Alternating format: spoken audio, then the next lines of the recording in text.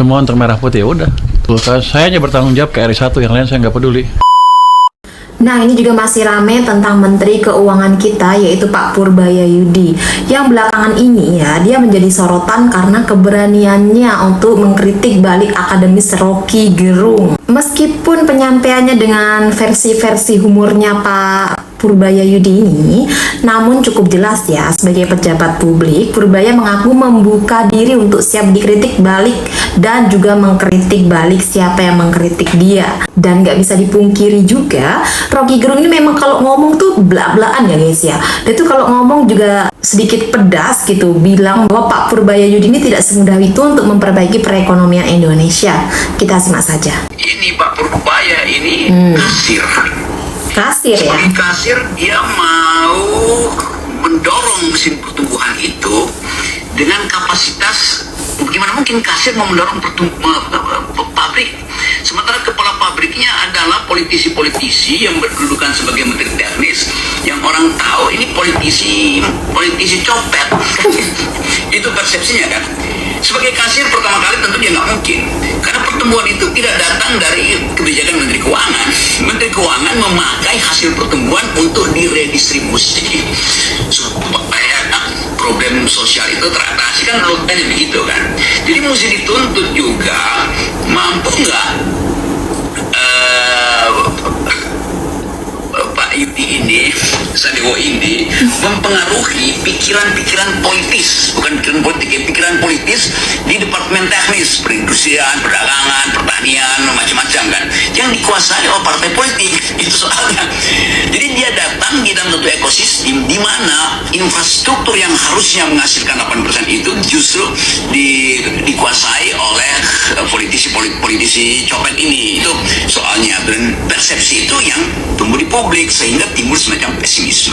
Karena itu kita bisa terangkan dengan latar belakang sosiologi itu, Pak Menteri Keuangan datang dengan optimisme, sementara publik menerimanya secara pesimis. Kan itu soalnya.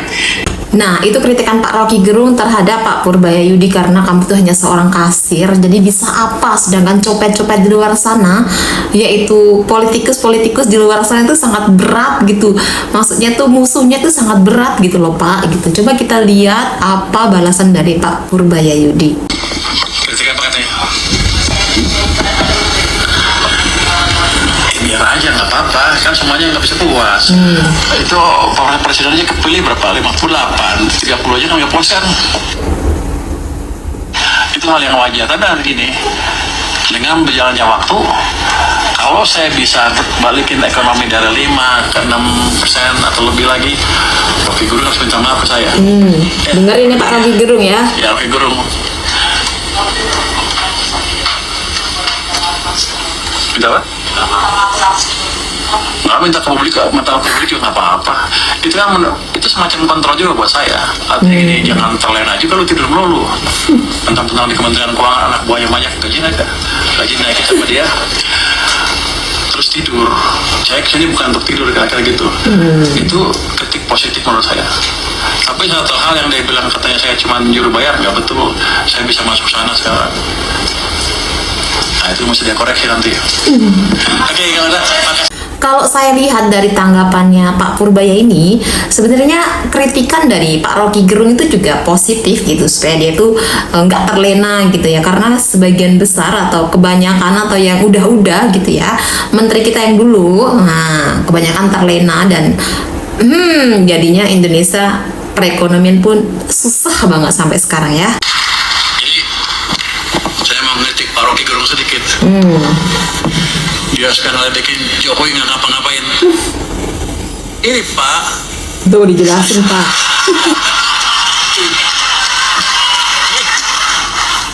kalau di sana kan dia berkuasa, di sini saya berkuasa.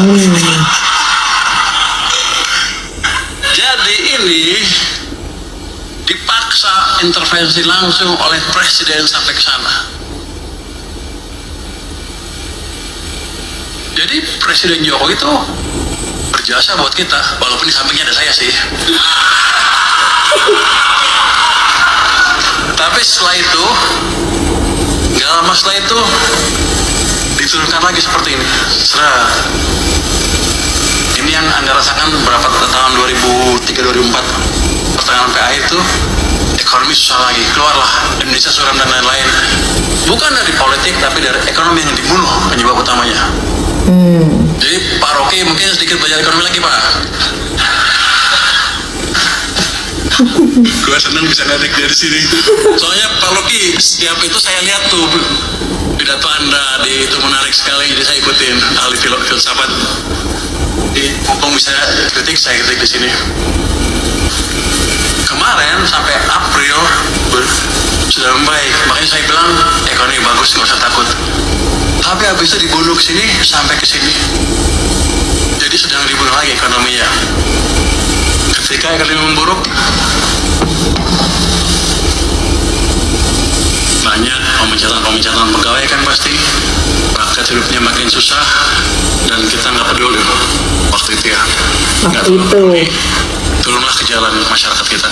demo yang ada. Itu expected untuk saya.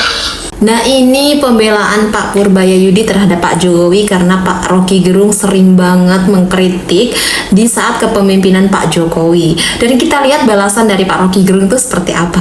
Pak Jokowi dibilang oleh Rocky Gerung nggak berprestasi tuh, ini prestasinya tuh.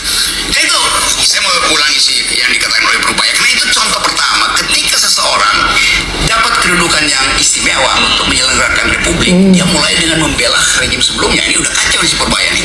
Oh, Kan? panas ini ya. Artinya grafik ini tadinya buruk, tapi setelah diintervensi oleh Pak Jokowi melalui Purbaya jadi baik itu.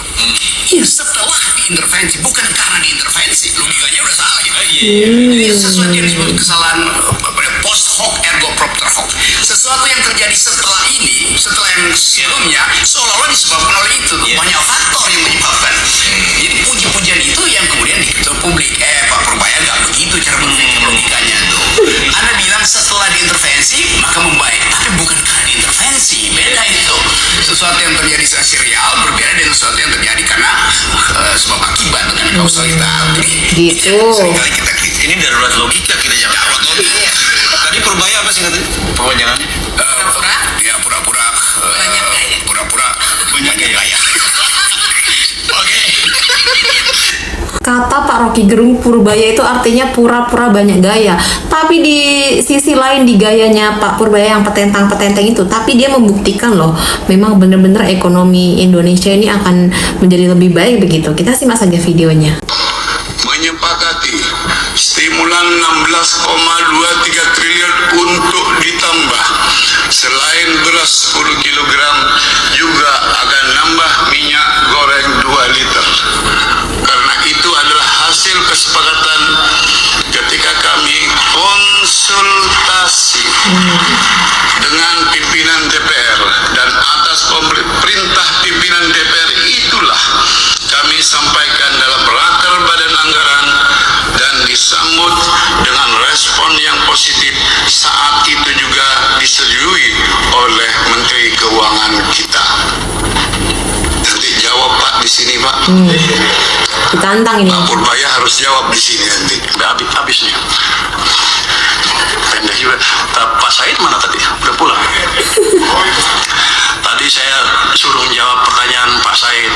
Jawab katanya 2 bulan 2 liter. Tadinya pemerintah mengusulkan 2 bulan 10 kg masing-masing bulan, terus 1 liter. Itu tadinya ya. Terus Pak Said minta 2. Saya challenge, ya udah kenapa 2? 5 liter aja sekalian. Bagus Ya nih. nggak berani Pak Said rupanya. Jadi jangan salahkan saya. Pak Said bilang kami nggak berani, saya minta 2 aja. Ya udah saya kasih 2. Jadi sudah jawab saya sudah jawab ya Pak Said ya. Dan ini baru awal. Masih benar kita siap Pak, kita kan sisir. Pasti saya udah lihat tuh banyak anggaran yang nggak terserap daripada nongkrong di sana di BI atau di rekening pemerintah. Saya bagikan ke masyarakat dalam bentuk tadi subsidi tadi. Bagus.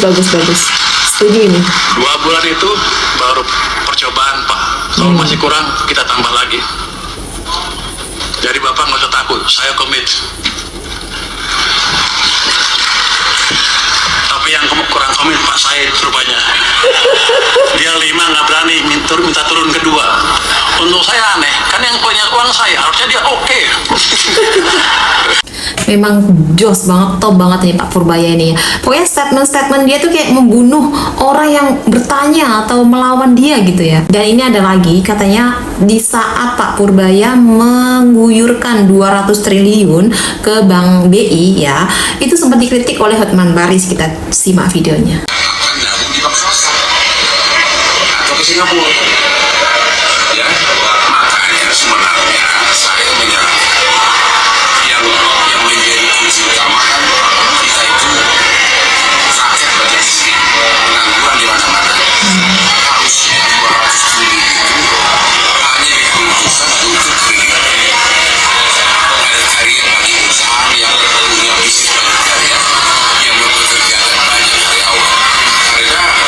Karena yang dibutuhkan masyarakat itu kan ya karena memang sudah banyak pengangguran, banyak yang miskin itu.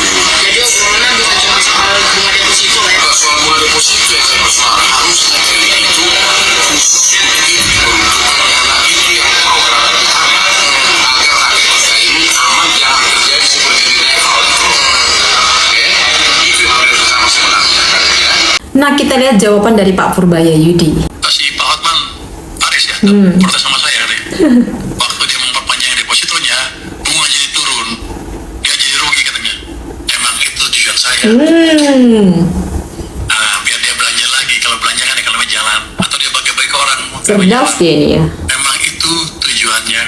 Pak Purbaya ini kalau ngomong emang suka belak-belakan gitu ya, bikin orang ketar-ketir gitu yang bertanya atau mengkritiknya gitu ya. Ini lagi kita dengar statement dari dia yang paling gong banget ini ya. Semua untuk merah putih udah.